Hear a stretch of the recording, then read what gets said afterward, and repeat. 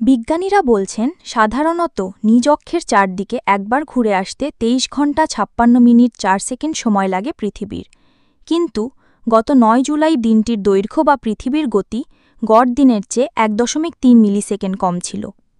পৃথিবীর গতির হেরফেরের ওপর নজরদারি চালায় international earth rotation and reference system service IERS। তারাই পৃথিবীর ইতিহাসে ক্ষুদ্রতম দিনের এ তথ্য জানিয়েছে। সংস্থার বিজ্ঞানীরা বলছেন গ্রীষ্মকালে এমনিতেই দিনের দৈর্ঘ্য বেশি হয়, কিন্তু বছরের অন্য দিনের তুলনায় ৯ জুলাই দিনের দৈর্ঘ্য ছিল ১.৩ মিলিসেকেন্ড কম। পূর্বাভাস অনুযায়ী আগামী ২২ জুলাই এবং ৫ আগস্ট দিন দুটি সম্ভবত ৯ জুলাইয়ের চেয়েও ছোট হবে।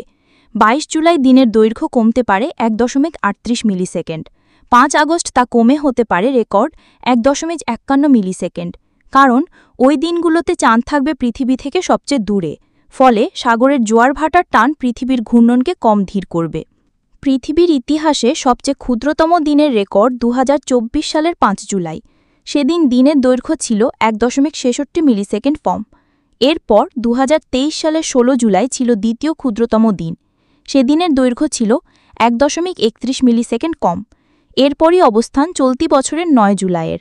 IERS বলছে দিনের দৈর্ঘ্য যে কমেছে তা অনুধাবন করা কঠিন, কারণ মানুষের চোখের একবার গড় পলক ফেলতেই লাগে ১০০ মিলিসেকেন্ড।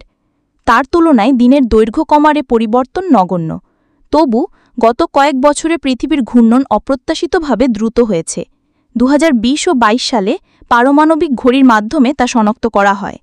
বিজ্ঞানীরা বাতাস ও পৃথিবীর চৌম্বক ক্ষেত্রের পরিবর্তন থেকে শুরু করে নানা কারণ অনুমান করছেন এর জন্য। আজ থেকে ২০ কোটি বছর পর ২৫ ঘণ্টায় পৃথিবীতে একদিন হবে বলে অনুমান করা হয়। পৃথিবীর ঘূর্ণনার এই ধীরগতির প্রধান কারণ টাইডাল ব্রেকিং, অর্থাৎ চাঁদের টান।